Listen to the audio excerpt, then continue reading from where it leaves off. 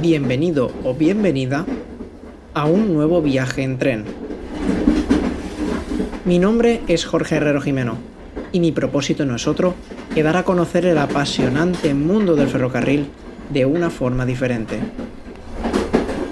Cada uno de los viajes de este podcast nace gracias a las entradas disponibles en la web www.elfotografodetrenes.com. Bienvenido o bienvenida a El Tren, mi cámara y yo.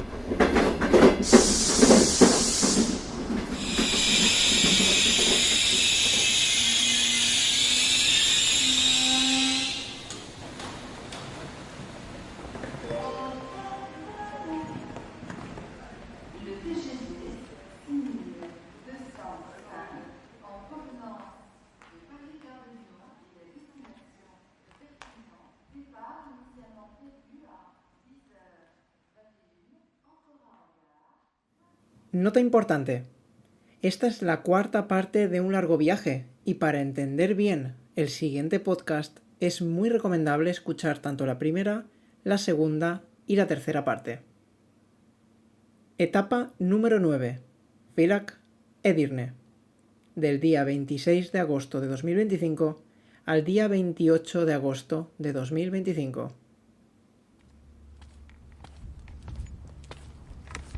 Tal y como comentaba en el capítulo anterior de esta aventura, me espera una carretera sin aceras, situada entre la vía y los verdes campos. Una carretera corta, pero que te lleva más bien a salir del pueblo y adentrarte en las montañas que a una estación donde te espera un tren que debe partir hacia tierras turcas. Un cartel en alemán prohíbe la entrada a todo personal ajeno a la instalación, y un muro me impide ver si realmente estoy en el lugar correcto. Google Maps dice que sí lo estoy, y mi intuición, construida con un par de fotos que he visto del lugar y alguna historieta leída en algún blog de internet, me dice que también estoy en el lugar correcto. Y así es. Un viejo y vetusto edificio, con aspecto de control aduanero, asoma tras dicho muro y acoge a un gran número de personas que hablan en lo que intuyo que es turco. Unos metros más allá, un grupo de operarios carga coches en grandes vagones de paredes inoxidables. He llegado al lugar más esperado de todo el viaje. He llegado a la estación del Optima Express. Lo de llamarse Optima no sé a qué se debe, y lo de Express, pues tampoco. Pero sí sé que es el lazo de unión más fiel entre mi realidad y la de ese mítico tren que llevo como protagonista. O al menos, eso creo a priori. Puedo asegurar que las próximas horas van a ser de vida bohemia, más bohemia que la que ya he llevado hasta ahora. No me espera lujo ni pomposidad, pero sí aventura, misterio y humildad a bordo del único tren internacional que cruza el macizo de los Balcanes, o al menos los toca en parte de su gran extensión. Alguien del personal me dirige hacia una pequeña oficina situada al final del edificio de una sola planta, donde Optima tiene sus dependencias. Dicha oficina recuerda más bien a una aduana de los 90 que a un lugar donde lleguen y salgan trenes. Aunque bueno, en verdad tampoco es que salgan muchos. Este servicio circula solo 4 veces por mes, 2 por sentido. De ahí que sea frecuente leer que se llena con bastante facilidad. Entre bultos empaquetados, maletas que parecen abandonadas y junto a un mostrador de madera forrada, espero mi turno tras una pareja de alemanes motoristas para la revisión del pasaporte y el chequeo del billete. Es allí donde mis ojos se abren como platos al estar frente a la última pieza de este gran puzzle que nunca logré encajar del todo a través de la información disponible en internet. Un pequeño papel arrancado de una libreta y escrito a boli se reserva para sí mismo, en una letra semi-entendible, todas y cada una de las paradas del Optima Express, las cuales no son fáciles de descifrar, ya que muchas de ellas son fronteras o paradas técnicas para el cambio de locomotora o de personal. Con ello ya adelanto que este tren no tiene ninguna parada comercial. Por tanto, quienes subiremos aquí en unas horas seremos los únicos pasajeros en ocupar este tren hasta llegar a Turquía. Tras una silenciosa foto de Strangis al papel con el teléfono móvil, que posteriormente he girado unos 180 grados, una amable señora chequea mis documentos y se asegura de que todo esté en orden. No llevo vehículo, tan solo mi mochila y yo afrontaremos esta larga travesía, por lo que la revisión se extiende poco en el tiempo, no más de 5 minutos.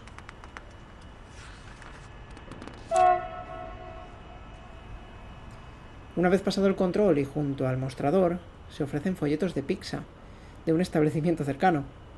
Te proponen esperar en la zona de la estación, o, si prefieres dar un paseo por el pueblo, estás en todo tu derecho de hacerlo. Yo vengo con la intención de establecerme aquí y empaparme del ambiente tan curioso que se siente. Por casi todos los rincones hay alguien sentado, bien en sillas de espera estilo hospital o bien en el suelo. Enchufes hay pocos, se pueden contar con una mano, y todos están custodiados por un cable que llega hasta el pertinente smartphone de turno.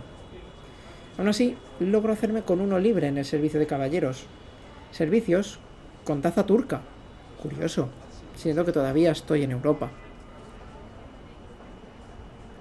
Gente joven, ninguna, a excepción de mí y de una chica que acompaña a su madre con un pequeño amigo de pelito marrón y 4 patitas. El humo invade la cristalada sala de espera, humo que proviene del exterior, donde se concentra la que diría que es la congregación más grande de fumadores turcos de toda Austria.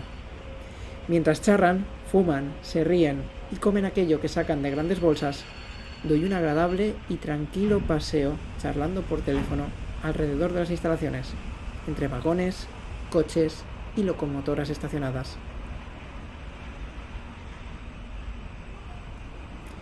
Finalmente el sol acaba cayendo del todo y poco a poco es la noche quien se adueña del ambiente.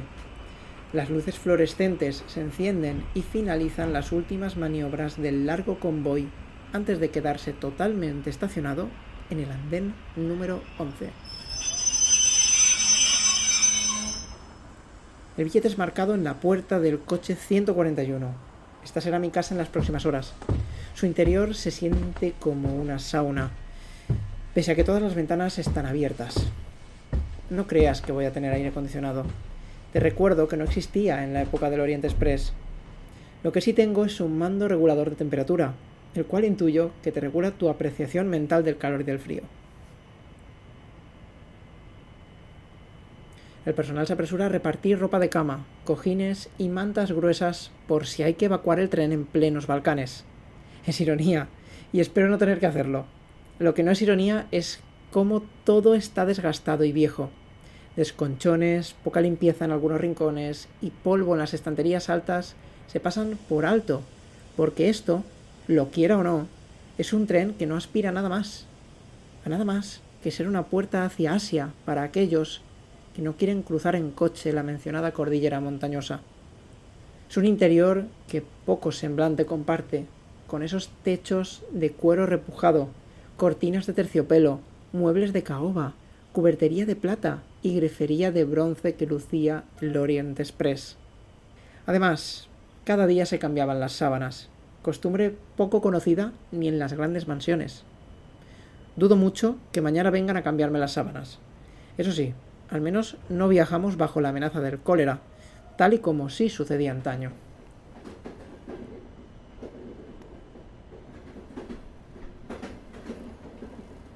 Con una locomotora Taurus a la cabeza, tal y como las que han remolcado mis 2 últimos trenes del viaje, el largo convoy de 7 coches de pasajeros y 8 vagones cerrados para el transporte de los vehículos parte muy puntual y enseguida el campanario de Villach dice adiós bajo la total penumbra.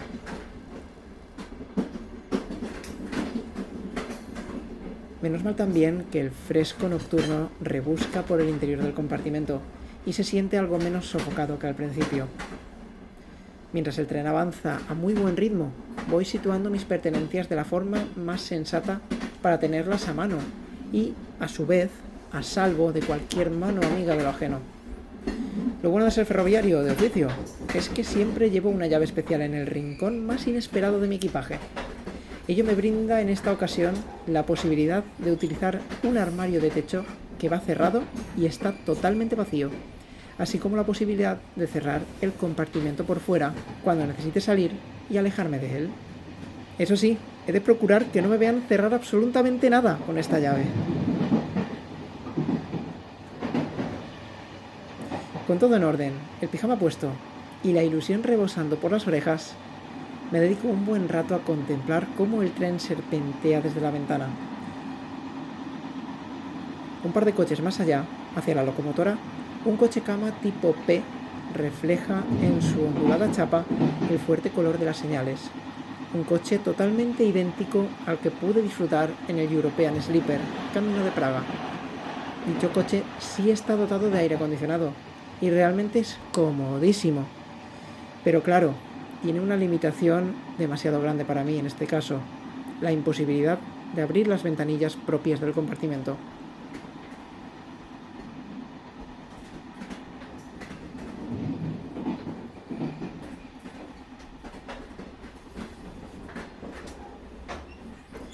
Bienvenidos a Eslovenia.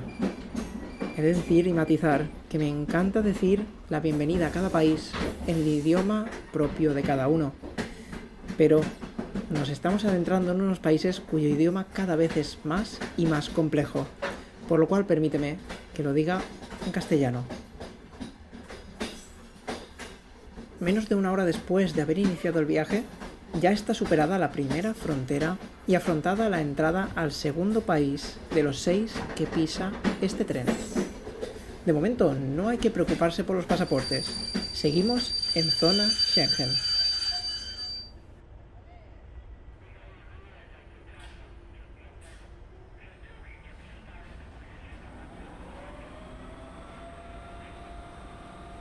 Hersnitz se hace llamar el pequeño pueblo donde la locomotora austriaca será desacoplada y dará paso a la eslovaca entre estruendos de compresor que me son muy familiares. En los desgastados andenes de la vieja estación todavía habita algún ser solitario que espera sentado su tren. El personal de una pequeña cafetería se apresura a limpiar y amontonar sillas para proceder al cierre. Ver estas escenas desde la comodidad de mi compartimento me transmite en general una sensación un tanto hostil, aunque realmente dudo mucho que lo sea. Tal vez me transmita la noche.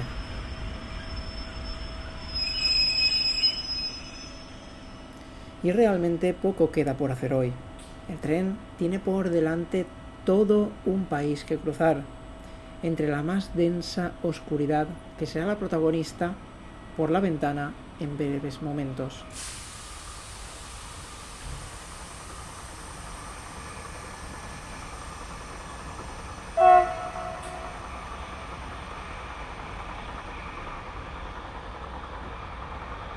Creo que va llegando la hora de cerrar todas las cortinillas, abrir la cama, leer unas pocas páginas y acostumbrar al cuerpo a la forma de la cama y a los movimientos de los traqueteos. Veremos si logro dormir de tirón.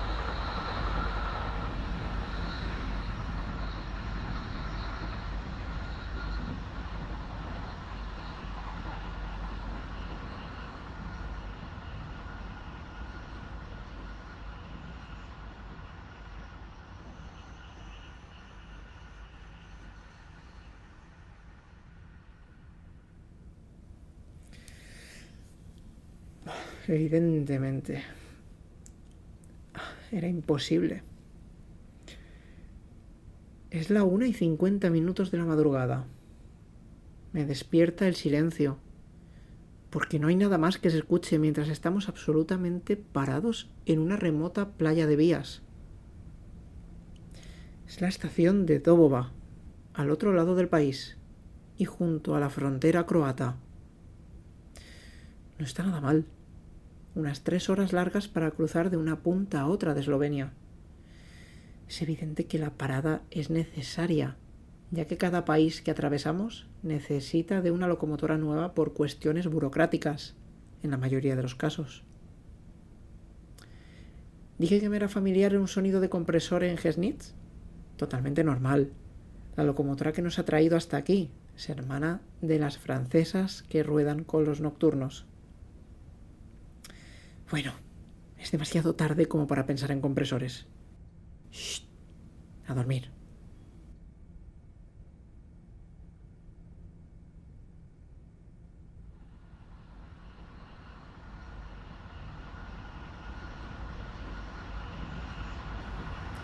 Bienvenidos a Croacia. Amanece poco a poco desde mi cama, a través del hilillo de luz que dejan pasar las cortinas de la ventana. Estoy ya en el tercer país de este largo viaje en el Optima Express y en el sexto de la aventura. La duda mágica en todo nocturno al despertar es: ¿dónde estaremos? No lo sé todavía, pero sí sé que no hemos salido todavía de Europa, ya que nadie pidió pasaportes durante la noche. También se ve cómo el sol pinta de naranja fuerte el paisaje frente al tren, que avanza alegre por rectas infinitas. Mientras el sueño me atrapaba profundamente y disfrutaba de los traqueteos de forma inconsciente, pasé Zagreb, la capital de este bello país que me han recomendado visitar en alguna que otra ocasión. Pienso que no debe quedar mucho camino por recorrer en Croacia. Es obvio que la primera faena del día, tras salir de la cama y vestirse, es visitar el servicio y despegar las pestañas. Pensé que la noche sería peor, pero me vi obligado hasta taparme con una de las mantas gruesas que me proporcionaron. Entro al compartimento de nuevo, viendo cómo un pequeño autopropulsado diésel contrasta con el paisaje verde. ¿Dónde irá? ¿De dónde viene? No lo sé, pero con la apariencia tan clásica que tiene, me hace imaginar que enfilará montañas a través hacia tierras lejanas. Voy poniendo poco a poco todo en orden. Pliego sábanas, aparto el cojín y dejo todo el compartimento listo para pasar en él todo el día que tengo por delante. Hoy es 27 de agosto y parece que tengo mejor tiempo por estas tierras que el que hace en España, y más concretamente en Valencia. Lentamente y como intentando despistar al pasaje para que no nos demos cuenta, vamos aminorando más y más la marcha, hasta que serpenteamos a una vía secundaria de apartadero. Es entonces cuando se hace totalmente el silencio, tras apretar y chirriar los frenos. Alrededor solo hay andenes vacíos y largas hileras de vagones tolva de cereal. Parada técnica al parecer. No hemos llegado todavía a la frontera.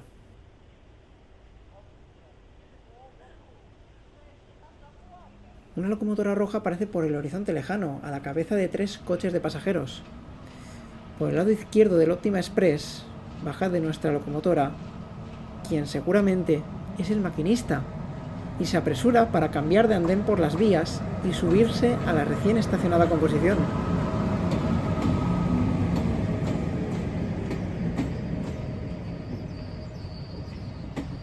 Así es, nuestro maquinista acaba de abandonarnos y el tren se ha quedado totalmente tirado, sin jefe de tren.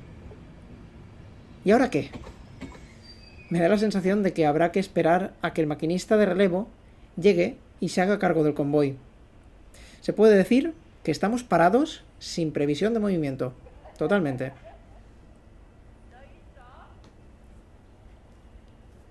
Menos mal que aparece un coche por el otro lado de la estación, y una pareja de hombres cruza por las vías para subir a la locomotora y permitirnos continuar el viaje. La broma no ha durado más de 10 minutos, pero es curioso cómo rota el personal de conducción en pequeñas estaciones olvidadas y no en las propias fronteras. Aunque esto no es cosa de la empresa Optima, ya que la gestión de las locomotoras, los maquinistas y el paso del tren por cada país va de la mano de la compañía que se hace cargo de él.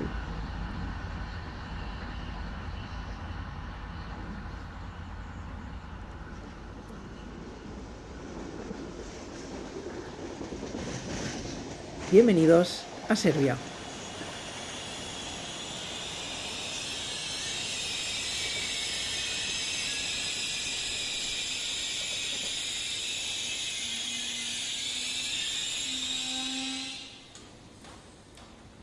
Llega a su fin la Unión Europea. La acabamos de dejar atrás hace unos metros, y aquí comienza el espectáculo de ir y venir de pasaportes. Vi cómo la policía accedía al tren por el primer coche, y poco a poco iban pidiendo la identificación a cada pasajero. Un policía jefe se detiene en la puerta de mi compartimento. ¡España!, dice serio y tajante al ver mi pasaporte. lo ojea, lo cuña y se lo lleva consigo. Y es ahí donde aprovecho para bajar y pisar por primera vez en mi vida el suelo serbio, concretamente en el pueblo de Sid. La gente fuma, el perrito que andaba por la estación en Vilak levanta la patita allá donde puede, y yo disfruto del ambiente junto a un par de pasajeros turcos mientras se realiza el cambio de locomotora. Tras de mí, a unos metros, escucho una frase en serbio. Yo, inconsciente, sigo tan tranquilo apoyado en la pared del coche de pasajeros. Cada vez escucho la frase con ligeras variaciones más y más cerca, hasta que noto que me tocan la espalda con brusquedad. «No picture! ¡No picture!», grita frente a mí el mismo policía que me había revisado el pasaporte. Y en un arrebato de enfado, hace subir a todo el mundo al tren. Realmente solo tomé una fotografía y ni siquiera me vio tomarla, ya que fue unos minutos antes de su aparición. Simplemente parece que la presencia de mi cámara al hombro le molesta. Y en parte me siento responsable de haberle jodido el cigarro a más de un pasajero. El breve momento de tensión ha quedado en una anécdota, y no trasciende más allá. Apenas unos minutos después, diviso al policía a las puertas de su humilde y cochambrosa oficina, disfrutando del cigarro que ha fastidiado a más de uno.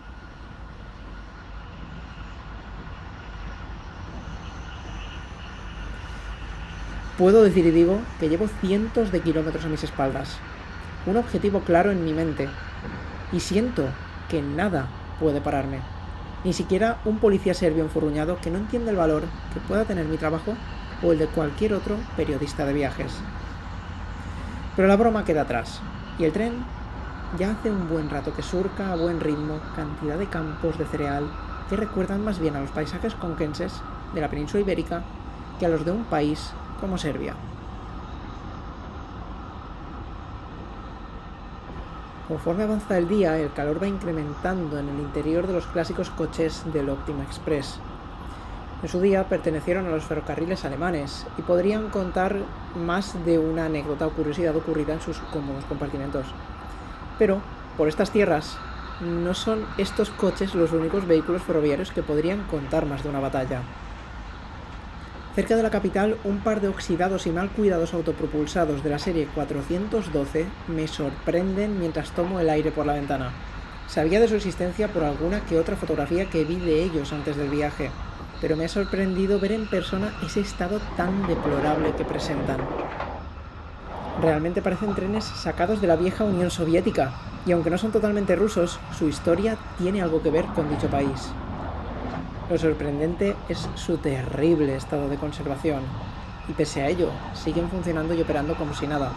Tan solo hay que dar una vuelta por internet para darse cuenta de ello. Con calma, la gran serpiente entra en lo que parece una línea férrea de alta velocidad. Curvas muy abiertas, buena catenaria y señalización moderna acompañan a pequeños trenes del modelo Flirt de la Suiza Stalder. Dicha infraestructura avecina el paso por Belgrado, la capital de Serbia, la antigua Yugoslavia. Allí, donde la policía llegó a recoger más de 2000 denuncias de pasajeros del Orient Express que habían sido narcotizados con cloroformo y robados entre París y dicha capital.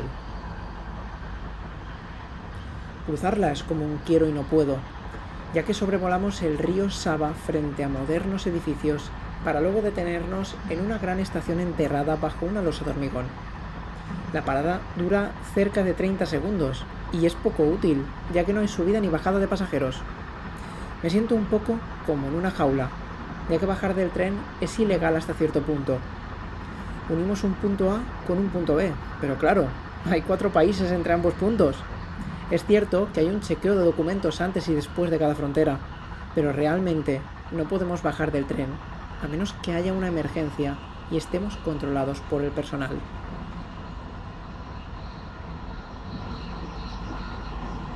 El hambre empieza a hacer acto de presencia, y todavía no conozco el restaurante, así que es hora de pedir algo cocinado verdaderamente en la propia cocina del tren. El ambiente es muy animado, parece un bar cargado de actividad. La gente fuma como si nada. También el personal de tren lo hace. Y en la gran pantalla de televisión, situada en un extremo del salón, se disputa un animado partido de básquet femenino. Interrumpido, eso sí, por los constantes titubeos de señal. Todo es muy sencillo y muy vulgar. La carta está en turco y en alemán. Es bastante sobria en cuanto a opciones, pero suficiente para pasar un par de días en el tren. Y la mejor parte es que los platos consistentes se cocinan en el propio tren.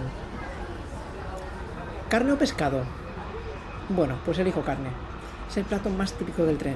Es el que la mayoría de gente pide, así que será por algo. Ya sentado, me atiende uno de los pocos hombres educados del personal. El resto, con el ceño fruncido, parecen no cobrar a fin de mes desde hace meses. Cosa que espero que no sea así. Echando la vista atrás, en el Orient Express estaría envuelto en otro ambiente. La cocina era, cuanto menos, excelente. En su carta, en francés y alemán, se podían encontrar los mejores vinos, además de los quesos más selectos del país galo. Además, según la región que atravesaba el tren, la gastronomía variaba para adaptarse a las especialidades de cada tierra. ¡Cuidado! Un vino Chablis, un Cocton o un Montrachet en Dijon, un Slosh Johannesburg en Karlsruhe, unas vendimias tardías en Estrasburgo y una Valpolicella en Venecia. La diferencia es que aquí no es Boisegón el chef que cocina. Hablar de vinos es mala idea ahora mismo, ya que el calor se multiplica en el restaurante, pese a que todo está abierto y el aire corre cual vendaval. Pero eso sí, en efecto, horno. Aún así hay varias mujeres que llevan su velo y hasta un ligero fular al cuello, como si hiciesen 10 grados. Hay hombres que portan puesta una chaqueta fina. Yo no sé si es que es la diferencia de edad, pero me quitaría hasta la camiseta. Combatir un calor así solo puede hacerlo un trago de una cerveza bien fresquita, que acompaña un plato bien completo de pollo, algo seco por cierto, pero con buen sabor, guarnecido con un poco de todo: arroz, pimentón, zanahoria, guisantes, remolacha, etc. Sin duda es contundente y se disfruta a muy baja velocidad en cómodas mesitas con vistas a densas arboledas que abrazan la vía tras pasar la capital. Parece que el estado de las vías ha empeorado y bastante.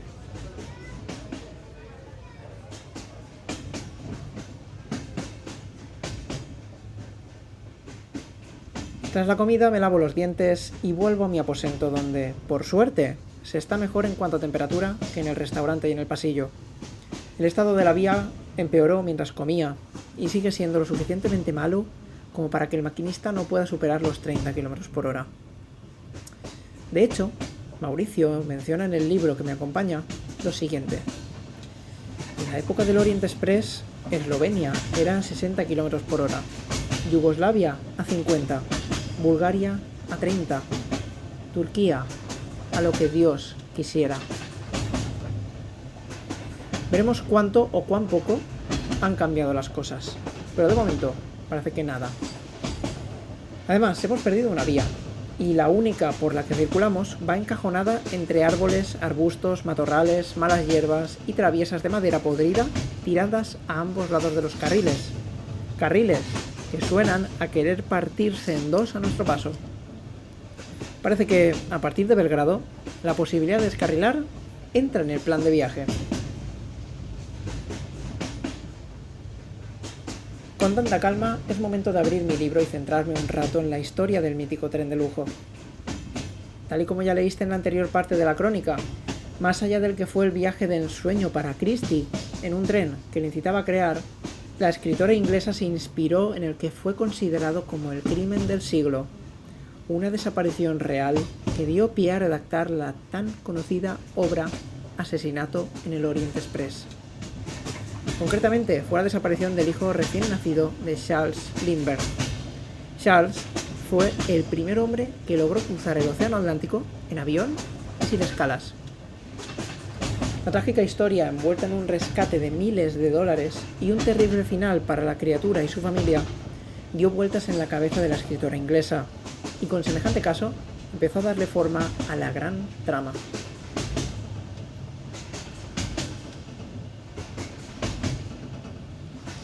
Según la tarde avanza, los coches suben y suben y suben de temperatura.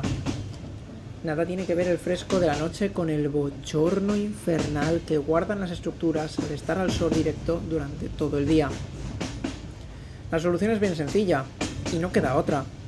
Bajar la ventanilla y dejarla bien abierta, la ropa mínima posible y el agua fría que dispensan los lavabos. Por cierto, no hay duchas, una lástima, ya que 40 horas sin poder darse un agua en pleno verano se notan mucho. Menos mal que voy provisto de recursos para sobrevivir con un mínimo de higiene personal.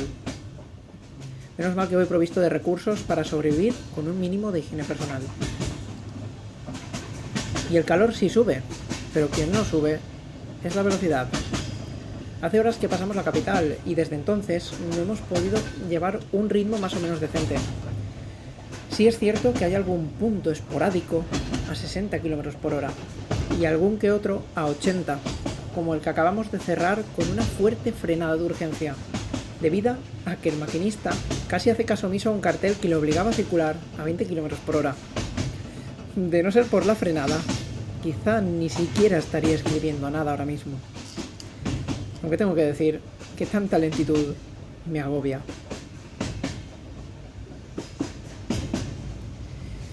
He de hablar de comparaciones, las cuales, como bien sabemos, son odiosas. He logrado romantizar la situación y canalizar un poco el ansia que genera viajar a la velocidad de hace un par de siglos. He viajado mucho. De hecho, todos mis viajes por el mundo, a excepción de 1 o 2 de vacaciones, los puedes leer en este blog. Y, aunque he viajado por casi toda Europa, todavía no me había enfrentado a un país con una infraestructura ferroviaria tan deficiente. Me gusta mucho viajar al ritmo del tren convencional, es decir, a un máximo de 160 km por hora, pero viajar tan lento y con tanto calor me ha ido desesperando más y más a lo largo de la tarde, al punto de llegar a preocuparme por mi siguiente tren de enlace ya en Turquía. Y es que no voy a engañarme, vivo acostumbrado a pisar Madrid un par de horas después de salir de mi casa gracias a la alta velocidad. He romantizado retrasos, averías, y he llegado a disfrutarlas. Por ello me pregunto por qué he tenido que llegar a ponerme nervioso por esta situación. Además, todavía hay que pasar la noche. Es pronto todavía para pensar en reestructurar los planes. Además, todo esto no sirve para otra cosa que para apreciar aquello que tenemos. La vida y la sociedad nos exigen velocidad e inmediatez, al punto de que debemos esforzarnos de forma consciente para salir de ese paradigma tan inculcado en nuestro ritmo vital. Si se piensa fríamente, se puede llegar a etiquetar como preocupante. El ser humano tiene ese afán por imponer sus costumbres, y cada pueblo que pasa siento como si aquí estuvieran a años de llevar un ritmo de vida similar al de una ciudad.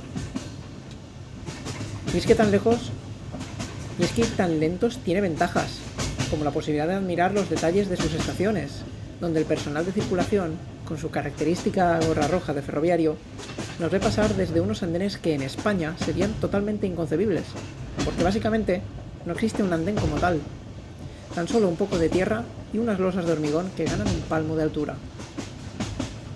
En los pueblos, coches de otra época, calles de tierra, tiendas vulgares de esquina y pasos a nivel que no funcionan son una pequeña muestra de este estilo de vida tan rudimentario.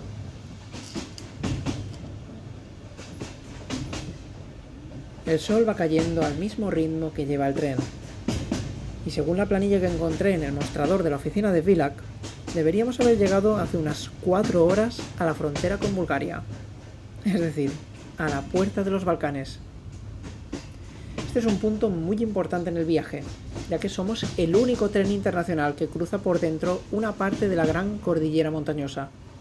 Hacerlo no es una cuestión sencilla, ya que para empezar la catenaria muere en unos kilómetros, además de la cantidad de curvas, desniveles y túneles que nos esperan por delante. Todo ello sobre unas vías que espero que no lleven la intención de ceder esta noche y hacer caer las ruedas al suelo.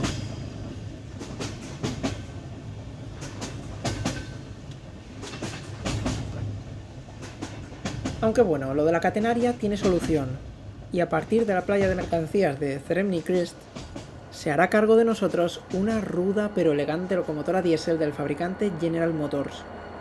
De hecho, ella, la cual es la primera de la serie, y sus otras dos hermanas, son las únicas locomotoras que se encargan del Optima Express en esta complicada parte del recorrido.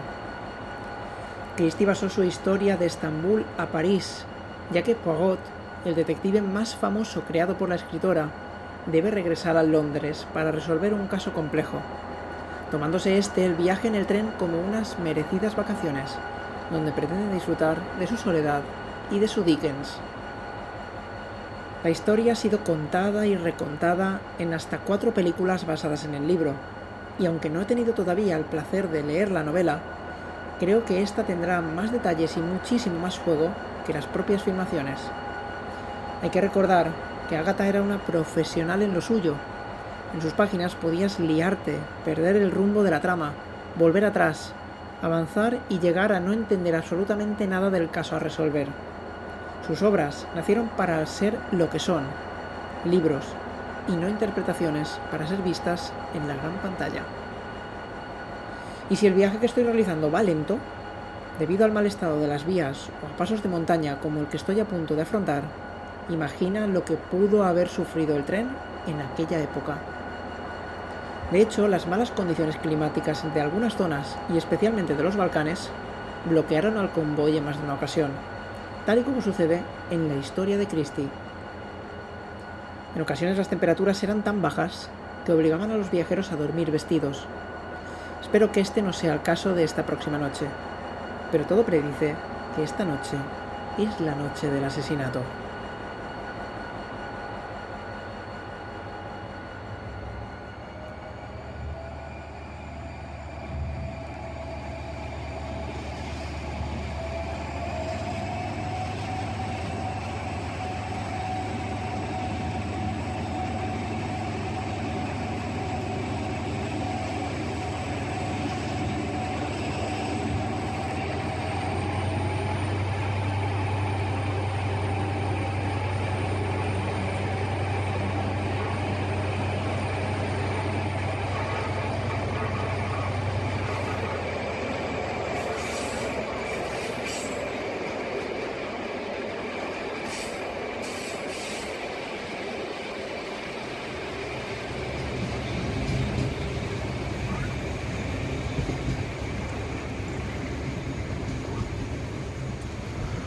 Ya desde mi cama veo por la ventana cómo altas siluetas oscuras reflejan la luz de la luna, y las estrellas miran desde lo alto del cielo.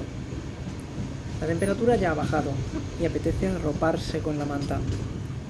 Antaño no era nada extraño que la tripulación tuviera que andar varios kilómetros por la nieve con el fin de no dejar de abastecer las calefacciones a vapor.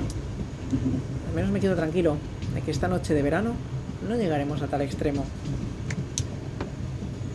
El Orient Express no se libró de robos y atracos. De hecho, el temor a un ataque en los Balcanes ya estaba presente en el viaje inaugural del mismísimo Orient Express.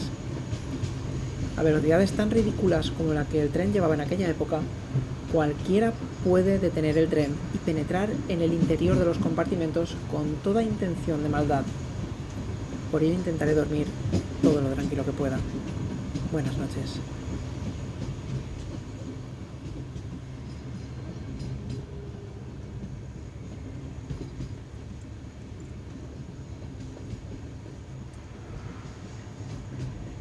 Horas más tarde de conciliar el sueño, escucho voces en eco muy cerca de mí. Y a su vez como de repente me tocan la pierna a la vez que abro los ojos y doy un salto del susto. Frente a mí tengo la silueta negra de un hombre iluminado a contraluz por las tenues lámparas del pasillo. No sé quién es, pero tras ver mi reacción, me pide perdón y el pasaporte. ¡Qué alivio! Es el personal del tren al paso por la frontera. Solo es eso. Tengo mucho sueño.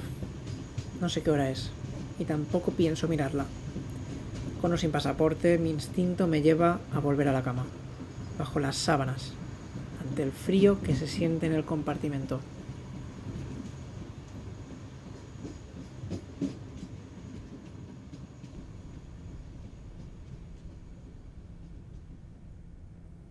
Bienvenidos a Bulgaria. A la mañana siguiente abro los ojos poco a poco, ya con la luz entrando por las ventanas. Recuerdo vagamente que me devolvieron el pasaporte y casi en modo sonámbulo lo dejé en la mochila. No parece haber sucedido nada extraño esta noche, ni atracos, ni asesinatos, ni nada que impida al tren continuar el viaje. Vaya, como en el Orient Express, donde nadie fue asesinado en sus coches, al contrario de lo que contó la señorita Miller en su libro. Menuda sorpresa, ¿no? Agatha se inventó totalmente el suceso, aunque sí se llegaron a reportar intentos de asesinato sin que llegara a morir nadie. Aún así no era difícil que hubiese llegado a suceder algo así, con la cantidad de atrocidades que se vivían en cada viaje. Siento mucho la decepción si realmente siempre creíste que dicho tren era conocido por semejante historia, pero la realidad es la que es. Por cierto, dije que nada podía interrumpir el viaje de mi tren con total normalidad. Pues estamos detenidos, concretamente en Bacarel, a pocos kilómetros de Sofía, la capital búlgara, y parte del personal no para de ir para arriba y para abajo con cara de nervios. ¿Qué demonios sucede? ¿Esperamos ser acoplados a un tren de mercancías, tal y como lo hacía el Orient Express en sus últimos años de vida al entrar en este país? No lo sé. En las vías paralelas hay dos trenes que parecen viajar con normalidad. Uno ha esperado al otro, han realizado la parada y continúan hacia sus respectivos destinos. No parece que las vías estén cortadas, por ningún motivo extraño. Por lo cual somos nosotros quienes, al parecer, tenemos un problema.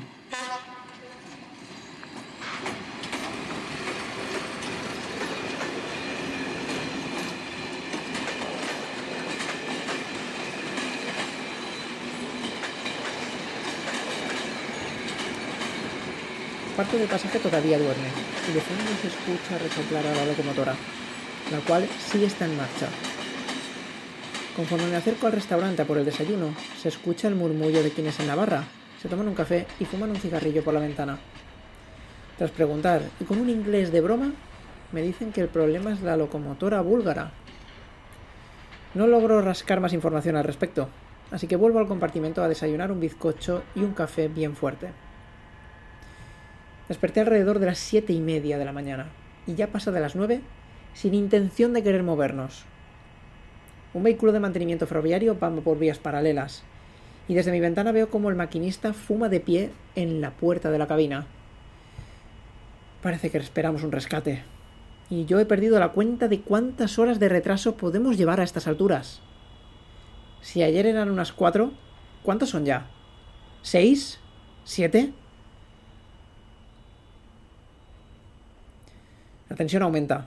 La gente empieza a salir a los pasillos, y yo, que tengo un tren de enlace con 12 horas de margen respecto al Optima Express, empiezo a ponerme algo nervioso. Tengo plan B y C, pero internet es más bien nulo por parte del deficiente wifi del tren. No tengo cobertura en Bulgaria y, para gestionar el plan B, necesito un mínimo de conexión. Creo que aguantaré un poco. Dudo muchísimo que llegue a perder las 12 horas de margen. Trato de leer y me lo impiden los nervios. Traduzco las conversaciones turcas por los pasillos sin lograr sacar nada en claro al respecto. Reviso las fotos que llevo tomadas. Miro por la ventana. Paseo por los coches. Me tumbo en la cama sin llegar a durar medio minuto. Escribo algo en el cuaderno.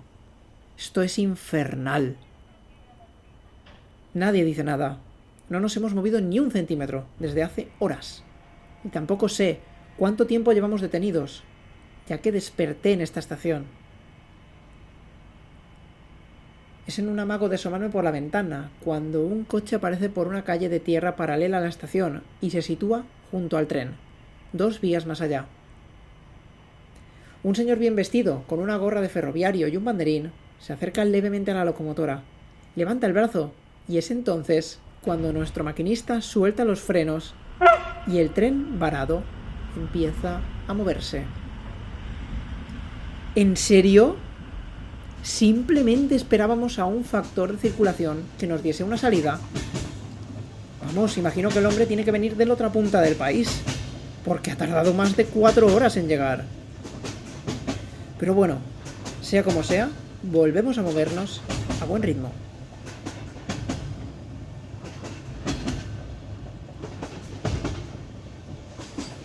Analizando un poquito la situación con el tren ya en movimiento, deberíamos estar en Edirne, nuestro destino turco, desde hace ya unas 4 horas aproximadamente. Pero entre el retraso debido a la lentitud de ayer y la parada de horas que hemos hecho, no estamos todavía ni a la mitad de cruzar Bulgaria. Me siento nervioso y preocupado. Ahora mismo no sé si proceder con mis planes alternativos o guardar a ver si hay suerte y puedo llegar a coger el tren de esta tarde que sale a las 5:15 hacia Estambul. Bueno, mientras lo medito creo que le pasaré la cuchilla a la barba. En el Orient Express esto era todo un lujo. Poder afeitarse sin cortarse era la crème de la crème. O eso comentaba el corresponsal de The Times cuando viajó en el primer servicio que el tren prestó. Seguramente lo decía por ser vehículos nuevos, menos traqueteantes y renqueantes que los que ya prestaban servicio en los largos expresos por Europa. Las vías de la época no eran las mejores, ni por asombro. Vamos, eran vías similares a las que ya he experimentado en Serbia y que siguen presentes en Bulgaria. Pese a los saltos y movimientos constantes, logro afeitarme con normalidad en uno de los pequeños lavabos de mi coche. Eso sí, créeme que he creado una fobia hacia el sonido de activación de frenos del tren. Cada intento de detenerse me da miedo. Y como la vida te da aquello a lo que temes, para que superes traumas, nos detenemos en el pueblo de Kostenets. Espero que no por mucho tiempo.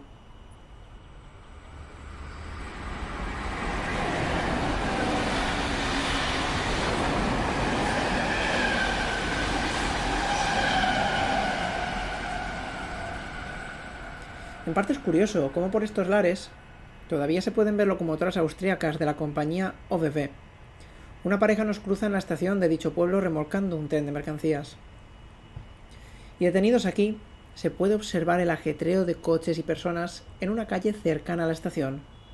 Sin duda, un entretenimiento muy útil en casos de desesperación como este. Realmente, y analizándolo bien, no tengo prisa de llegar a ninguna parte.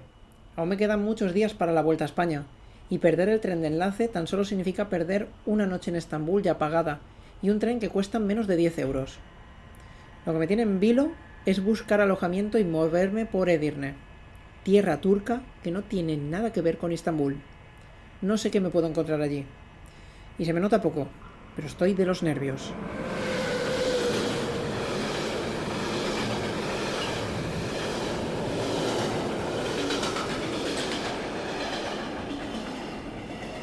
Un tren de coches de pasajeros cruza con nosotros con la curiosidad de llevar en cola un trío de coches cama de la TCDD, la compañía turca de ferrocarriles. He de decir que verlos me hace sacar una sonrisa y reconectar con la ilusión de este viaje. Es la primera vez que veo un vehículo ferroviario turco. No nos engañemos, la gente está empezando a desesperarse. Hablan en los pasillos, más de lo que lo han hecho durante todo el viaje. Se asoman a las ventanas más de lo habitual. Detienen al personal para preguntar, y un largo etcétera. Imagino que en el restaurante los cigarros van uno tras otro. Y tal y como si fuera una broma, volvemos a retomar la marcha tras la parada en Kostenets, 1 hora después. Es decir, a las 12:06. Otra hora perdida, porque sí.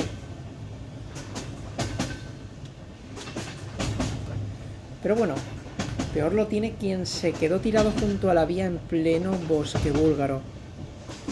Sí, te hablo de lo más surrealista que he visto en mi vida en ningún viaje. Acabamos de pasar junto a un cadáver de un hombre vestido de oscuro y sin cabeza. El color de sus miembros visibles indica que lleva allí, al menos, 2 o 3 semanas. Qué triste. ¿Cuántos trenes habrán pasado ya por su lado? ¿Nadie va a recogerlo? Parece que no. Parece que la vida de una persona aquí vale bien poco. Créeme, me he quedado con muy mal cuerpo desde que he visto semejante escena. No soy tampoco el único que la ha visto. Más de uno ha escondido la cabeza tras asimilar lo que era ese bulto que venía hacia el tren lentamente. Y poco a poco vuelvo a conectar con todo y asimilo lentamente semejante barbaridad. Mordor empezó en Serbia, tras pasar Belgrado, y parece que acabamos de salir.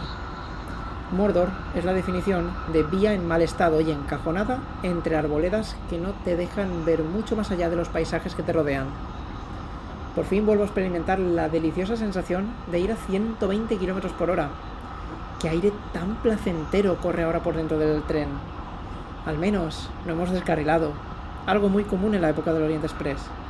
De hecho, el transiberiano acostumbraba a descarrilar por lo menos un par de veces por trayecto. A esta velocidad llegamos en un pispás a Plovdiv, una ciudad búlgara importante. Allí nos detenemos no más de 5 minutos. Puestos a que no había planes de llegar a la hora de comer estando aún en el tren, creo que me acercaré al restaurante y por lo menos ganaré algo de energía para afrontar lo que queda de día.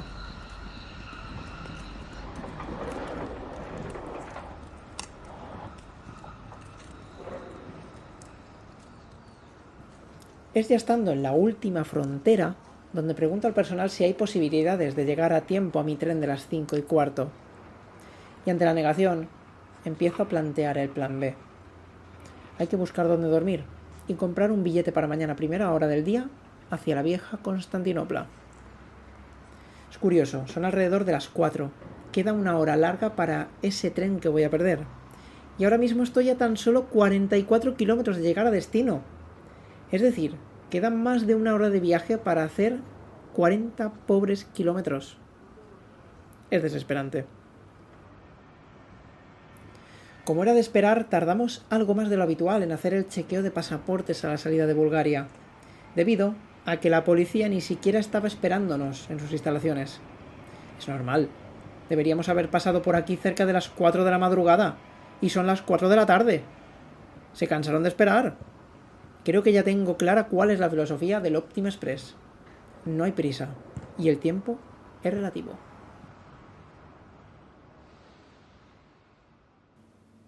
Bienvenidos a Turquía. Por fin, la esperadísima Turquía ha llegado. Y llega entre obras y con un panorama desolador. Sé que el país está en proyecto de varias líneas de alta velocidad, entre ellas la Istanbul-Capicule, donde nos encontramos ahora mismo detenidos. Decenas de camiones de obras se mueven a nuestro alrededor, levantando polvo y preparando el terreno de lo que era una vieja estación fronteriza para la llegada de la gran infraestructura. ¿Sabes lo curioso de todo esto? En Capicule no hay nada. No es un pueblo, no es una ciudad. Tan solo hay una base de control fronterizo de camiones y la frontera a pocos kilómetros. No sé si es que quizá a futuro quieran unir la línea con Bulgaria, algo que parece estar a años luz. Aquí es necesario volver a detenerse para proceder con el último cambio de locomotora que necesita el Optima Express para llegar a destino. Entre trenes de mercancías maniobra una elegante y formal locomotora diésel de la serie 24.000, que presenta un estado de conservación más que decente pese a los años que lleva en circulación. Y acto seguido nos cruza por la vía contigua la locomotora búlgara que nos acompaña desde que la vieja 666 nos sacó desde lo más profundo de los Balcanes. Por un instante las locomotoras se saludan y los presentes miran con curiosidad la maniobra. A la gente parece ya darle igual cuánto falte para llegar. Pero pese a ello, podemos decir que próxima parada, Edirne.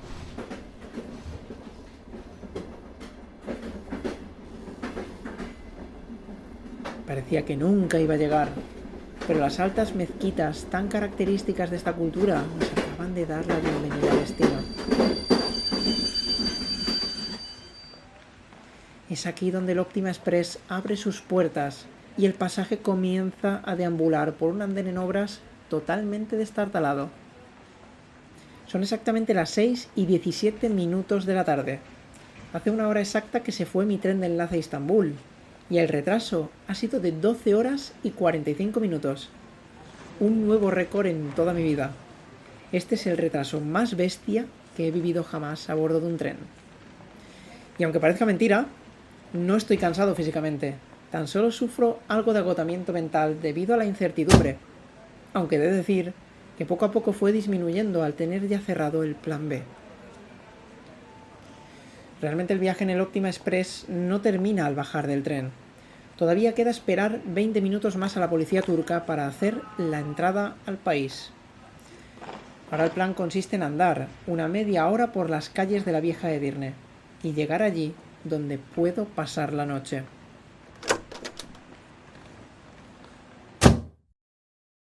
Media hora a pie era el sitio más decente y cercano a la estación, en un pueblo que me da la sensación de hostil y dejado, aunque creo que todos son películas mentales mías que traigo impuestas de Europa.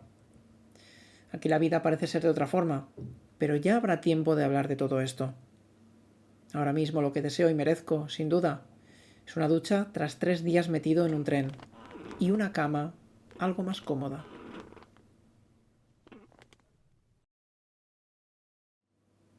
Etapa número 10. Edirne, Estambul. Día 29 de agosto de 2025.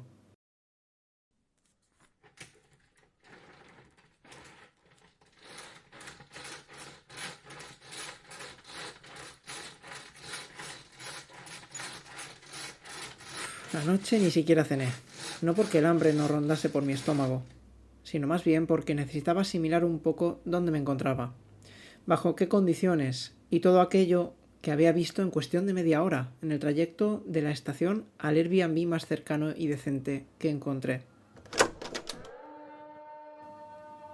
De camino a pie y por error me vi cara a cara con un militar turco que protegía la calle paralela a la de mi alojamiento.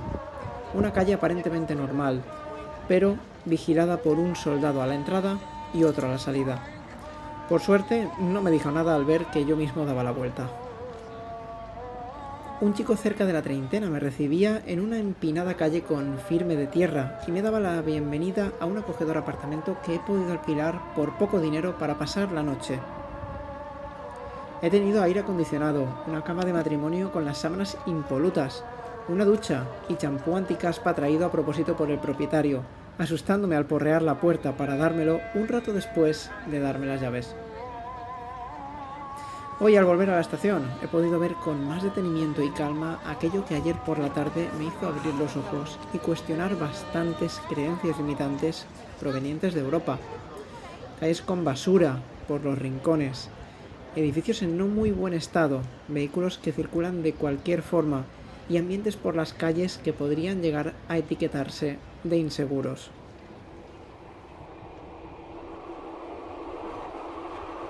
Pero bueno, dejando en la vía paralela al Optima Express, arranca el último tren serio de este largo viaje. Una sucesión de 6 coches salón con cómodas butacas constituye el material que habitualmente realiza la ruta entre Edirne e Istambul. Como ya comenté anteriormente, solo hay 2 servicios por sentido al día, el matinal y el de la tarde. El tiempo de viaje ronda las 5 horas para una distancia de unos 200 kilómetros, que el autobús realiza en la mitad. De hecho, ayer los propios viajeros del Optima Express me preguntaron si viajaría en autobús hasta la capital. Pero, ¿qué gracia tendría tomar esta decisión a última hora? Mi plan es hacer los máximos kilómetros posibles en tren. Coger un bus en el último tramo del viaje es como rendirse a las puertas de finalizar la batalla. Además, el poeta y novelista alemán Goethe dijo claramente lo siguiente: no se viaja para llegar, sino por viajar. Los paisajes amarillentos de los campos de cereal pasan muy lentamente. La velocidad sigue siendo similar a la de los 2 últimos días, con la diferencia de que las vías turcas no hacen traquetear al tren ni la mitad. A priori, parecen mejor conservadas. En general el tren va prácticamente vacío. En cada coche viajan entre 5 y 10 personas. Dando un paseo y cotilleando cada rincón, descubro también que los servicios de algunos de estos coches cuentan con taza turca, mientras que otros están dotados de la taza habitual que todos conocemos en Europa para hacer nuestras necesidades. pequeños apeaderos han pasado en un abrir y cerrar de ojos, ya que creo que ni ha subido ni ha bajado nadie.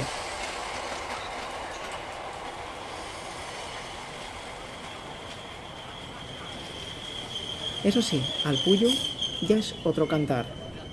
Tiene forma de estación, varias vías que se bifurcan de la principal y un ambiente en el que me gustaría poder pasear con la cámara. Me llama muchísimo la atención al ver la estación cómo las vías están cubiertas de lo que parece tierra fina. Esto es algo que antaño se hacía para evitar que el carbón que caía de las locomotoras a vapor quemara las traviesas de madera. Aquí parece que todavía quedan restos de ese tipo. Hoy mis sentimientos van por otro lado muy diferente al de ayer. Me siento calmado y tranquilo. Tengo todo el día por delante para afrontar una jornada de viaje relativamente sencilla y sin ningún enlace complicado que realizar. Estos coches son muy cómodos, no llevo a nadie cerca y vamos a un ritmo que ayuda a mantener esa quietud que ayer no tenía. De verdad creo que no puedo pedir más. Al estar fuera de Europa, me piden el billete junto al pasaporte. Obvio. Y sin ningún problema me dan el visto bueno. Pensándolo fríamente, realmente no sé qué precio puede tener el autobús, que cubre el mismo servicio que este tren. Pero 335 liras es el precio de mi billete de segunda clase, lo que equivale a unos 6,88 €. Un precio irrisorio por muy barato que sea el autobús si lo comparamos en comodidad y confort. El autobús era más rápido, pero en él no puedo levantarme a estirar las piernas, pasear ni comprar algo en el carrito de comida, que acaba de pasar a cargo de un señor de paisano que va buceando por los coches para que la gente le compre el típico simit turco, un pan con semillas espolvoreadas. Las estaciones van pasando unas tras otras y el tren se va animando poco a poco. En la fila de asientos delante de la mía toma asiento un grupo de jóvenes mujeres musulmanas con sus respectivos hijos y empiezan a preparar el ritual del té. No puedo evitar cotillear la escena, pese a que no pueda entender nada de lo que hablan. Con un par de teteras se sirven la bebida en vasitos de plástico, lo reparten entre las presentes y lo acompañan con un buen puñado de dulces, sobre todo chocolatinas. Obviamente no es la forma más formal de tomar el té, pero es la manera de salir del paso si te apetece disfrutarlo y estás de viaje, como es el caso.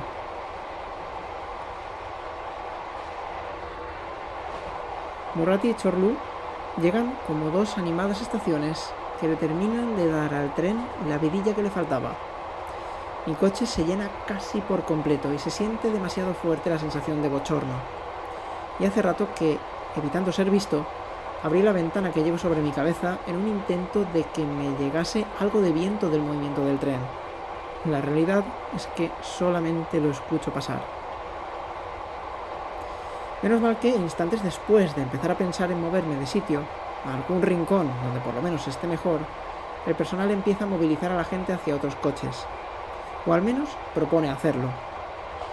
Descifro que el aire de este coche no funciona correctamente gracias a que el amable señor habla turco-inglés. Así que obviamente es momento de cambiar de coche. Y del horno al congelador en un abrir y cerrar de puerta. Mi coche sin aire y en el contiguo están a punto de formarse carámbanos de hielo en el techo. De hecho, me toca hasta tirar de la sudadera para no helarme mientras pasan por la ventana pueblos que ni conozco.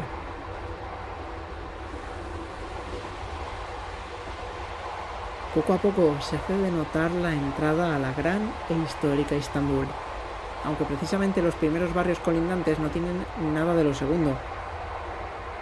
Ispatalkule es la última estación del recorrido antes de finalizar el viaje y se encuentra rodeada de pequeños montes plagados de construcciones residenciales.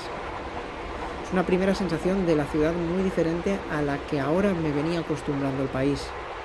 Aún así debo aclarar que, pese a que este tren está a punto de finalizar su recorrido, todavía estoy algo lejos de las zonas importantes de la vieja Constantinopla.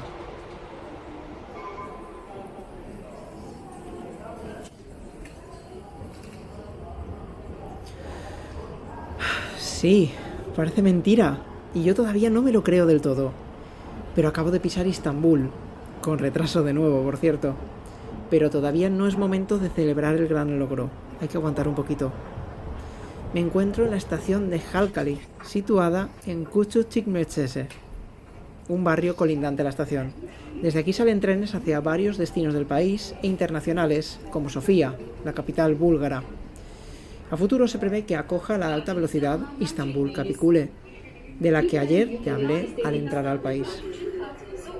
La estación, rodeada de barrios residenciales, todavía queda a 27 kilómetros de Sirkeci, la estación final de mi viaje. Para recorrer dicha distancia es necesario enfrentarse al proceso de compra de un billete para el Marmaray, el ferrocarril urbano que me permitirá finalizar el viaje en la misma estación en la que el Orient Express tocaba topes. Y no es que comprar el billete sea complejo, porque las máquinas expendedoras automáticas permiten seleccionar el español para navegar por los menús. Pero parece que estas máquinas no son muy amigas de mi tarjeta bancaria de viaje. Pese a ello, al segundo o tercer intento, y rodeado de turcos impacientes, he logrado hacerme con mi billete.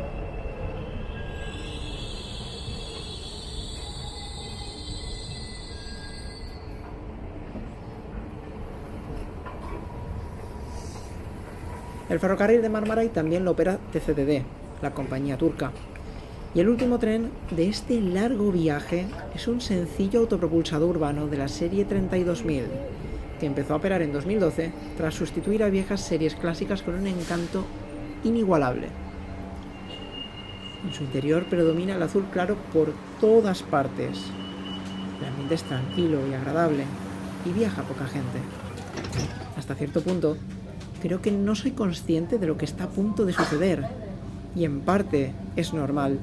Me siento como en el metro. Y ello invita a confundirme con la realidad más sencilla y monótona de mi vida. He de conectar con algo más profundo. He de conectar con que este es mi último tren del viaje. Gelecek istasyon Sirkeci. Bu istasyondan T1 tramvay hattına aktarma yapabilirsiniz. Next station Sirkeci. You can change to tramway line T1.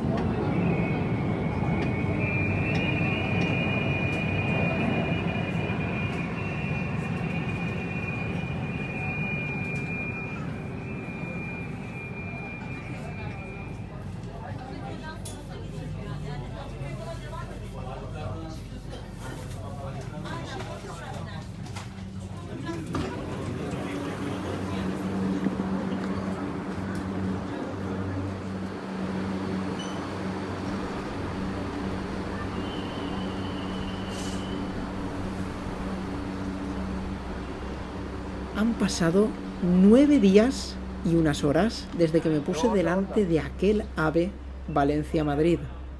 He pisado 9 países en un total de 11 trenes y 5.200 kilómetros para finalmente decir que estoy en la mismísima estación de Sirkeci, en Istambul. Tras bajar del tren me invade una sensación de felicidad, alegría y gratitud indescriptibles que me paralizan con una gran sonrisa en mi rostro. Lo he logrado y ojalá pudiera sentir mínimamente lo que es experimentar algo así en solitario. No hay barreras más allá de las que te impongas tú mismo y este viaje es una auténtica hazaña para mí. Es la salida de la zona de confort más grande que he vivido hasta la fecha. Y acompáñame, porque esto no ha terminado todavía.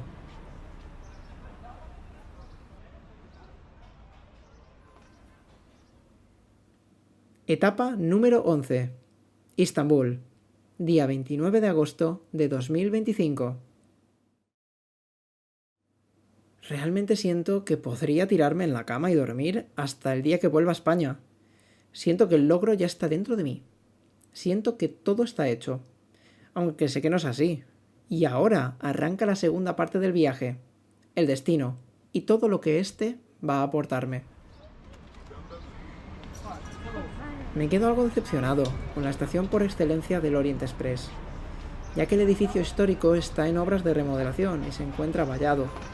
Pese a ello puedo decir que estoy allí donde el tren más mítico del mundo rendía viaje, lleno de gente que no conocía nada más allá de la realidad europea.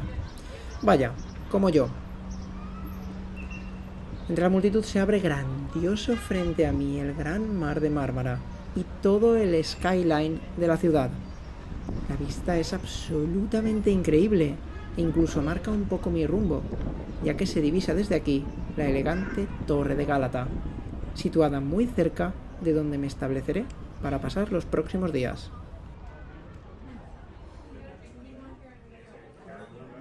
A estas alturas ya me conoces muy bien. Es importante reponer fuerzas y cargar pilas para recorrer una de las ciudades más mágicas del mundo. Por ello, la acompañante de mi pequeño piso subterráneo de Gálata me recomienda probar la comida turca en un restaurante cercano con muy buena presencia. Allí me dejo aconsejar y ante mí aparece un guiso de carne con tomate y una guarnición de arroz, patata y ensalada muy bien aliñada. La verdad es que todo rezuma ese sabor casero y se nota cómo la carne se ha reblandecido tras pasar horas y horas al fuego. Sabe a comida de verdad. Lo realmente curioso es acompañarlo con zumo de naranja. Al parecer es algo habitual aquí, aunque me pregunto cuál será el origen de la materia prima. En Valencia las naranjas están todavía verdes en los naranjeros.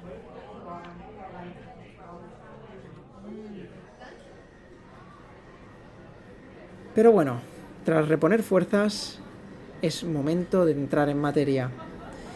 Puedo decirte que hospedarme en la turística Gálata hace que mis paseos alrededor de casa ya sean por una de las zonas de visita obligatoria.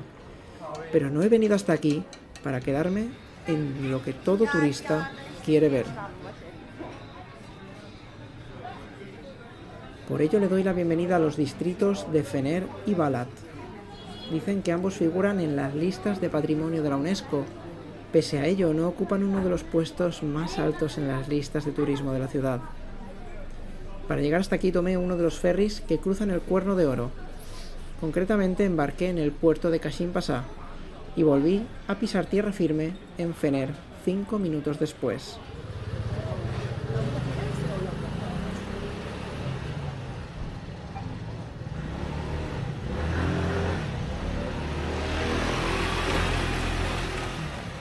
Ambos distritos digamos que están fusionados, y Fener se encuentra dentro de Balat. De ahí que no tenga especialmente claro dónde me encuentro en cada momento. Habría que estar constantemente mirando el mapa para estar seguro. Por ello me referiré a los dos barrios a la vez cuando tenga que mencionarlos. Por una parte, Fener acogió históricamente a la población griega y Balat a la judía. Pero ambos barrios se hundieron prácticamente en la ruina y el abandono tras la caída del viejo Imperio Otomano. Fue a partir de entonces cuando sus vecinos pasaron a ser inmigrantes procedentes de zonas rurales próximas al Mar Negro. Y diciendo esto, dejo claro que no es mi intención entrar profundamente en la historia, ya que aquí hay algo que me causa mayor interés, y es ni más ni menos que la sensación de estar en un barrio falso y de fachadas. Dicen que ambos pertenecen a una de esas listas de patrimonios de la UNESCO. Aún así no hay demasiado turismo que se interese por callejear por estos laberintos. La clave es la siguiente: si están en la lista de la organización, algún motivo tendrán para estarlo, digo yo. Iniciar el paseo al bajar del barco te lleva a las primeras calles, esas que sorprenden con una explosión de color en sus fachadas. Casas históricas restauradas y devueltas a como eran antaño tras la reconstrucción del barrio. Tan solo hay que fijarse un poco para ver que realmente no es más que eso, fachada. Todo ese colorido corresponde en realidad a viviendas cerradas y tapiadas. No es difícil de entender. El gobierno lo que quiere es fomentar el turismo en dichas zonas y se limita a restaurar las fachadas, abrir restaurantes para turistas y desaprovechar la oportunidad de restaurar estructuralmente los edificios y dar cobijo a familias que puedan necesitar de verdad una vivienda.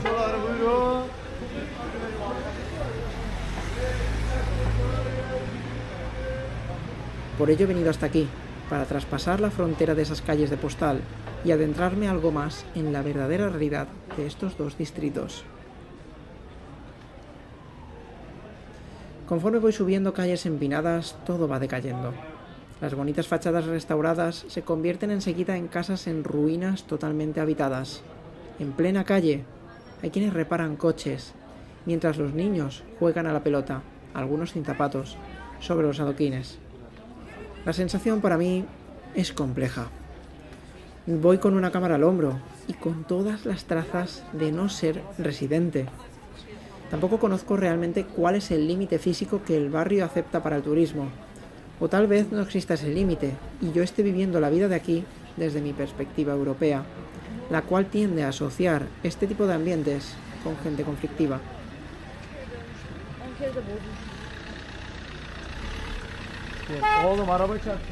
Por lo que pueda pasar, yo me he montado mi propio rol para poder entrar en estas zonas algo más alejadas. A partir de ahora, soy un turista que se ha perdido y está buscando las calles de las casas coloridas. Adoptar el rol consiste en mirar los nombres de las calles con cara de desconcertado allá donde haya multitudes de vecinos, o hacerme el perdido mientras aprovecho para conocer la realidad de esta gente, la cual, poco a poco, gracias a las fotografías que están presentes en la entrada del blog, puedes conocer. Un amable señor se acerca a mí y me da señales en turco. Le respondo en inglés y no entiende absolutamente nada. Finalmente puedo llegar a descifrar que me da indicaciones para llegar a la zona turística. No se le ve con malas intenciones, pero quizá no quieren tener a alguien con una cámara por aquí. Le agradezco su ayuda y sigo por la calle que él me indica, para luego rodear la zona y seguir explorando más arriba. Seguiré con la excusa del turista perdido. Debo ser sincero, no voy tranquilo, pero tampoco me siento observado ni vigilado, cosa que sí me sucede en el famosísimo barrio de Gálata, donde me da la impresión de que soy una mera presa para los cazadores de turistas. De hecho, esta misma mañana tuve un encuentro no muy amigable en una de sus calles. Fui salvado por un policía local que estaba por la zona, y menos mal. El tope de mi recorrido por Fener y Balat llega hasta la calle de Fetiye, el límite de Balat en la parte alta del distrito. Es aquí donde más noto la multiculturalidad que hoy en día habita el barrio. La calle es de lo más pintoresca y animada que he visto hasta ahora.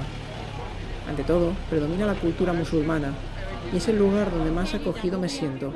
Soy uno más. La gente compra en los comercios, otros toman té en pequeños locales especializados. Pequeños autobuses abarrotados tienen parada en una esquina donde la multitud les espera con paciencia. Realmente creo que toda esta película es más bien mía que de quienes me rodean. Me siento diferente porque realmente lo soy. No formo parte de esta cultura y no visto de la misma forma, pero simplemente vengo a conocerla con los ojos de la comprensión y la empatía.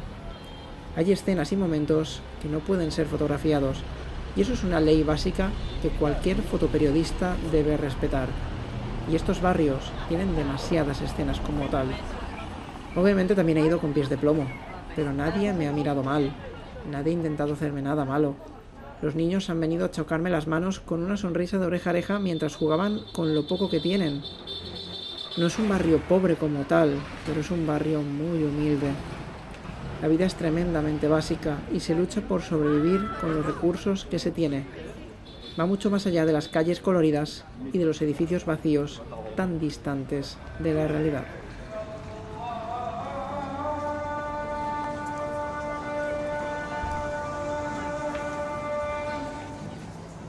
Finalmente marcho del barrio mientras el muecín canta su rezo desde lo alto de los minaretes de las mezquitas.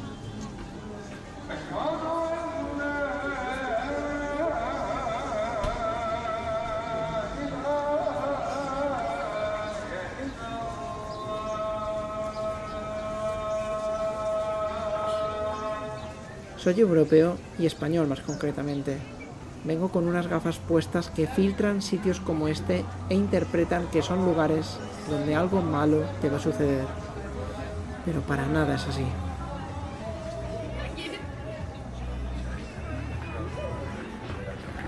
A media tarde, y no muy lejos de los dos barrios, me siento a tomar el té turco acompañado de las típicas delicias de esta tierra. Una explosión de azúcar que contrasta fuertemente con el amargor de la rojiza bebida tan consumida en este país. El acto de tomar el té a las 5 de la tarde es importante, pero más importante es para mí en este caso la compañía. Su nombre es Betül Basak, turca de nacimiento y una gran conocedora de su país y de su cultura gracias a su oficio enfocado al turismo. Además, es cantante en su idioma natal, aunque para alguien como yo no queda otra que limitarse a vivir su música desde el dulzor que transmite al cantar. Curiosamente la conocí en el tren de Barcelona a Valencia hace un año largo. Buscar un enchufe nos llevó a una larga y tendida conversación y emprender esta aventura hasta Estambul era la excusa perfecta para al menos hacer el intento de reencontrarnos. Además, hace un ratito la recogí en el Pera Palace, un hotel situado muy cerca de donde duermo y que se construyó por parte de la Compañía Internacional de Coches Cama exclusivamente para los viajeros del Orient Express. De hecho, aquí escribió Agatha Christie su tan famosa historia, en una habitación que hoy es un museo. Un edificio que además sufrió las consecuencias de un bombardeo, pero resistió, guardando grietas hasta hoy, con todos sus lujos y peculiaridades, como un ascensor eléctrico de madera, el cual fue el primero de toda Turquía.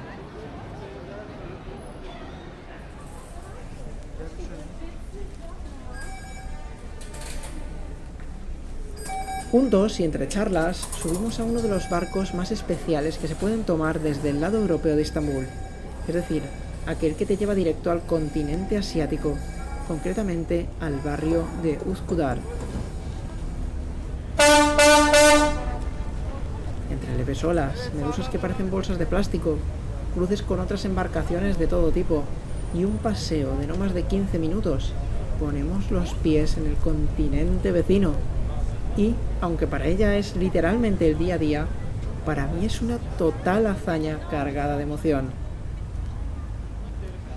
Sinceramente, no puedo estar más agradecido de poder llevar a Betül a mi lado. La sensación de abrazar a alguien y sentir esa conexión humana tan lejos de casa me hace sentir muy afortunado. Creo que en la vida hay que ser abiertos y estar dispuestos a conocer a quienes tenemos al lado, por muy diferente que nos parezca esa persona. De no ser así, no se pueden expandir los horizontes mentales y jamás se sale de la zona de confort.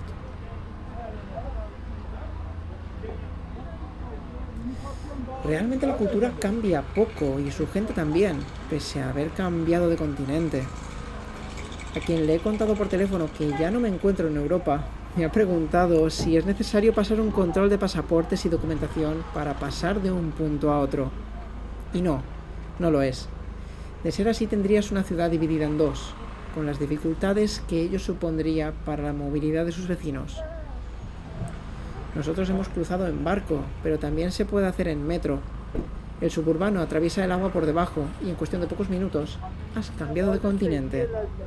En este caso no se pueden comparar las vistas a un túnel oscuro frente a las que ofrece la proa de una embarcación. Este barrio, a diferencia de Fener y Balat, tiene algo más de evolución y presencia turística. Prácticamente todas sus calles huelen a humo de automóvil y sus pavimentos son de asfalto. Nada que ver. Hay tiendas de ropa, locales más enfocados al turista y restauración de todo tipo también enfocada al mismo sector, pero todavía quedan algunos pequeños restos de su pasado histórico. Üsküdar significa correo, nombre otorgado durante el periodo otomano, ya que el distrito era la estación de mensajería hacia Asia. Este lugar ha evolucionado de una forma algo más digna que Fener y Balat. Aún así, y al igual que en el barrio del que vengo, aquí todavía pueden verse casas de madera abandonadas en algunos rincones que reflejan su rico pasado. Sin embargo, a diferencia del anterior barrio, estas sobreviven rodeadas de edificaciones nuevas, en calles completamente reacondicionadas.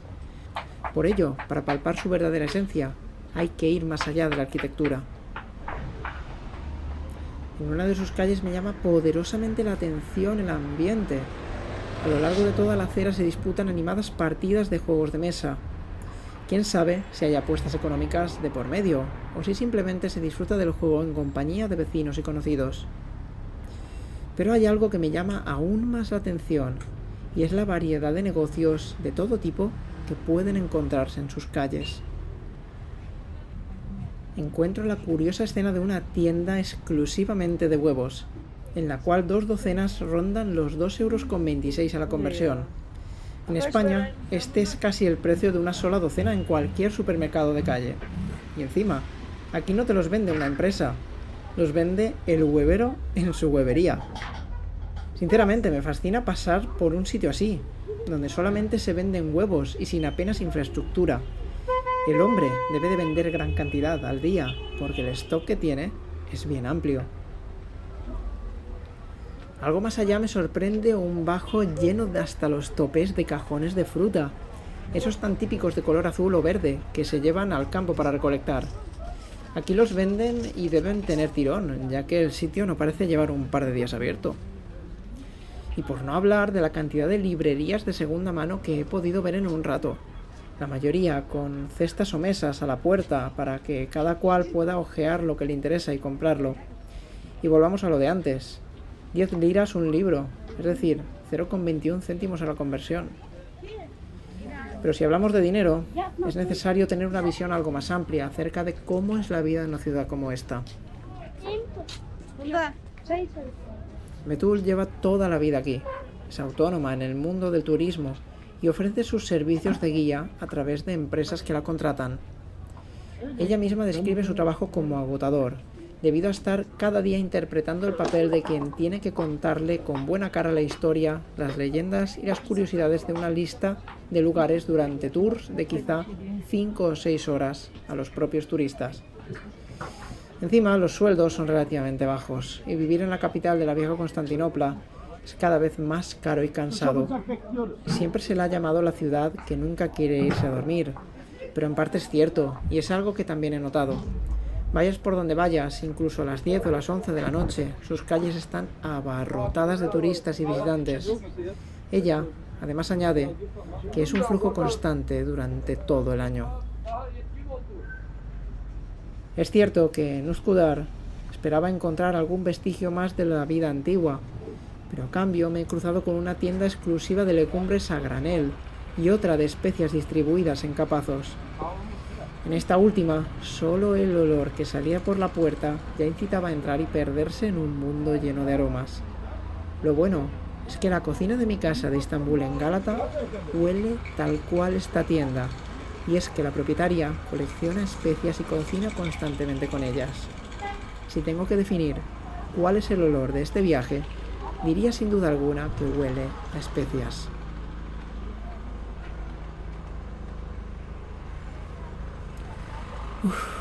Parece mentira, pero esta aventura de 11 etapas está llegando al final.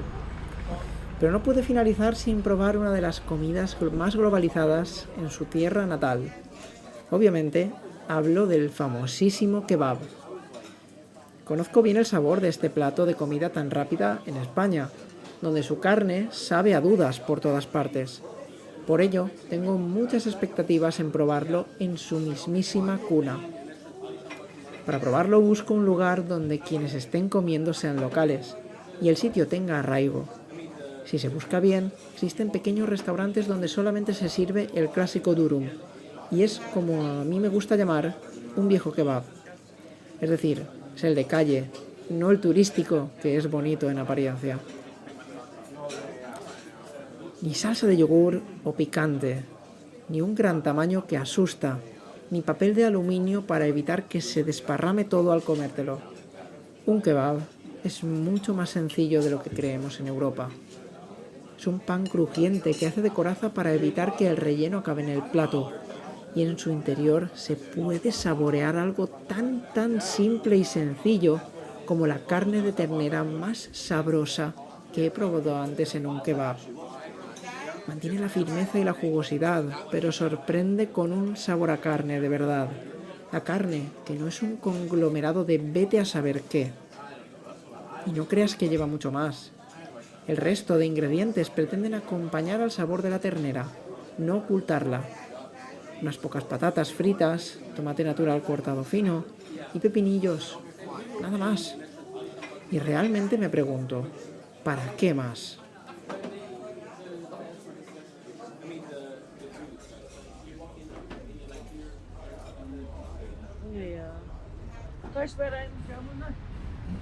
Llegados a este punto, es hora de despedir la que hasta ahora ha sido la aventura más larga y laboriosa de mi vida.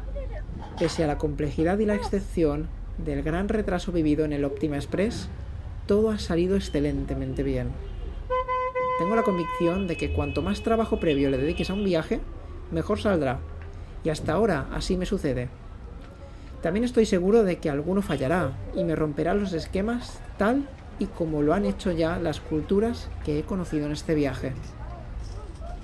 Quiero despedir Estambul al atardecer desde su costa asiática, compartiendo varios aprendizajes tras despedirme de Betul. Y es que debo valorar muchísimo más aquello que tengo en mi país, sobre todo en lo referente a infraestructura.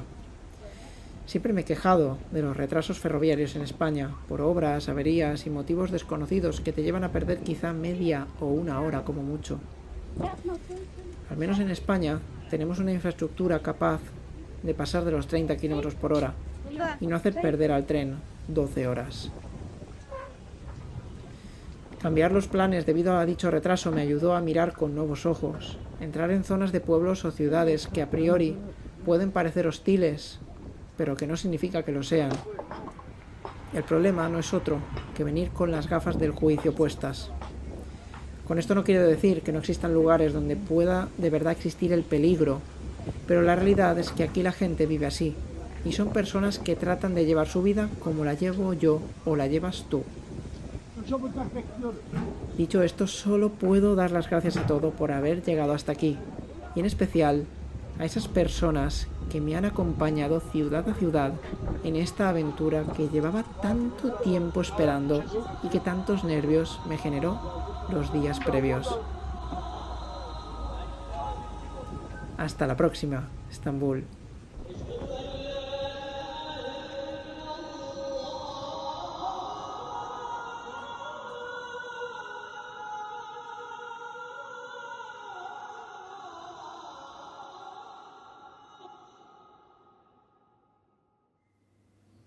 Muchísimas gracias por llegar al final de este episodio. Durante este viaje he realizado un total de 5.200 kilómetros en tren, y en la descripción del episodio tienes todos los enlaces para ayudarte en caso de que tú también quieras realizar esta aventura. Deseo que tus sueños viajen en tren. Nos vemos muy pronto.